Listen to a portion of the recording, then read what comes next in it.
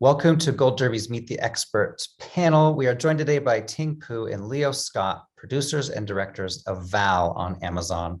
The documentary, it chronicles the past 40 or so years of Val Kilmer's life, both as an actor and with his recent struggles with throat cancer.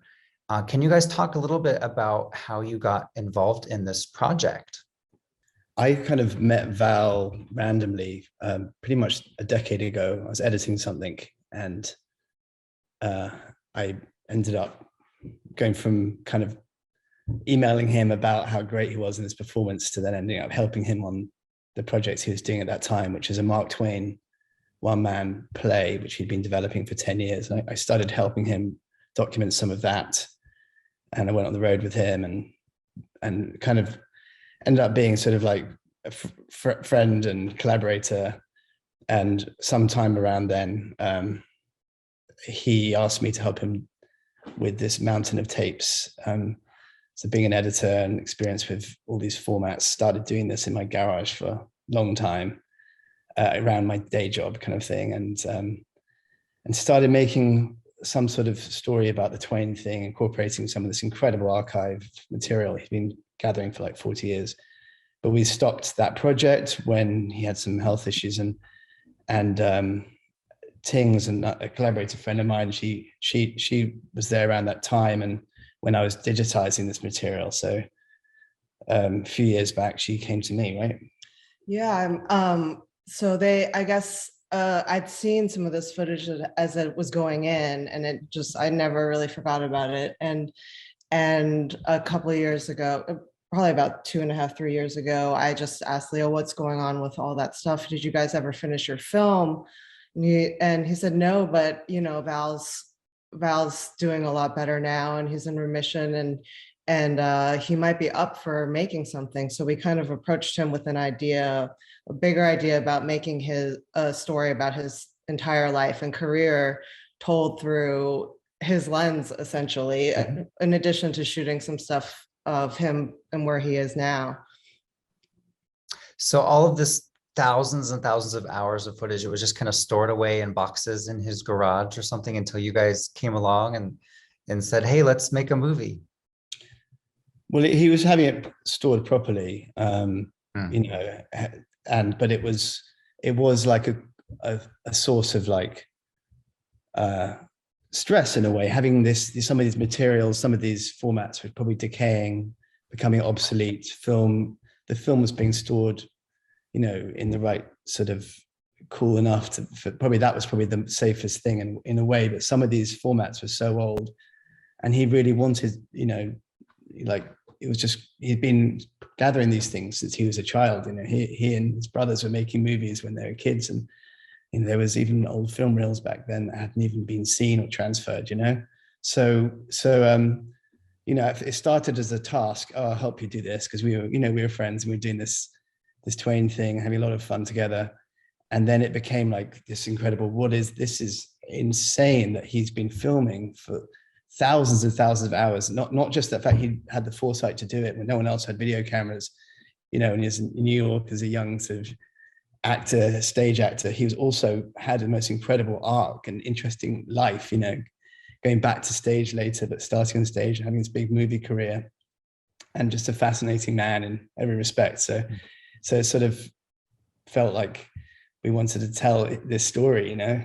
It was a story about a storyteller in a lot of ways. And as filmmakers, it was just kind of rife with all those layers of somebody who's been making films, but also been trying to tell meaningful stories their entire lives. And just sort of the layers between that and his arc as a human being and his own story was just fascinating to us.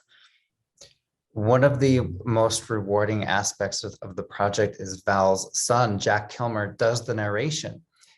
His father still has trouble speaking. So it was easy for Jack to sign on to the project, or was he a little hesitant? What was his mindset? He's open to doing things all the time. Like, you know, I've known Jack a long time, and other projects we've worked on. So, you know, he was up for doing some tests very early on. We wanted to see if these scenes worked. So we got him in the studio with some early primitive scenes and said, you can you read? And he carried on the whole time. But, maybe at the beginning he didn't know this was ever going to be a film, because, there's obviously been just because we're setting out to make a film doesn't mean that we're actually going to succeed. In packaging, like finishing that. And I think, he's a really curious person, and he's a creative person, and he was a great partner, like, to have along, because he really did add something special. We thought, like, because I think even we were stunned in some of those early readings of his, once we put his voice against picture, how much you kind of just forgot it was him, and it just felt like Val talking to you. So we're extremely lucky that he was completely on board, and also just a very talented human being himself, and brought a lot to it. And he also developed that voice. Like, it changed. If you listen to the earlier recordings and then the ones we did at the very end, because the script was constantly changing, like we're on version 35 or whatever it was by the end. So, like, we had to get him, he helped us. He did this many, many times, but he really, I don't know, he really found a voice for his father by the end that felt very, very true. Right.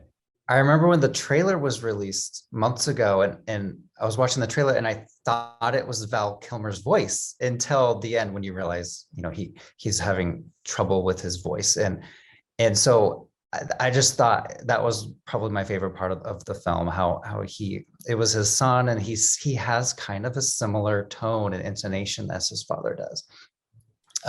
Hollywood film buffs are just going to love seeing all of the behind the scenes footage of Batman and Top Gun and the Island of Dr. Moreau. There's some drama that happens behind the scenes. Was there any footage you couldn't include, or you decided not to for whatever reason? No, not really. I mean, we get asked that question a lot, but really nothing was off the table, and Val was really open to us just going through everything and just cutting together whatever stuck for us. And we really just tried to stick to, there was so much wonderful stuff there, but in the end, we were trying to be very diligent about the things that really shaped him as an actor, and also satisfy some of the, everyone's favorite movies of him, because we all have, like, our favorite movie. He's such a part of my movie nostalgia. But also, so it came down to the things that really changed and shaped him as an actor, and the moments in his personal life that really shaped him as a human being. And what kind of outlook does Val have in terms of acting again one day in the future? Do you think he's going to be able to? Does he want to? He's always got things going on. Like, the more you get to know about Val and go through his warehouse of things and his house, like, he's just always, before he was a known actor, he's always been such a creative, prolific artist, so it manifests itself in different ways, so I'm not sure what his latest thing is, though I'm meant to be catching up with him soon. But he's been in a few films since I think he shot 3 films while we were making our film. Right. So he's been in a bunch of stuff, and he's always, has new projects coming up. Well, guys, thank you so much. This was such a pleasure, and I hope everyone goes out and watches it today. And we'll see you in just a few minutes for the group panel discussion.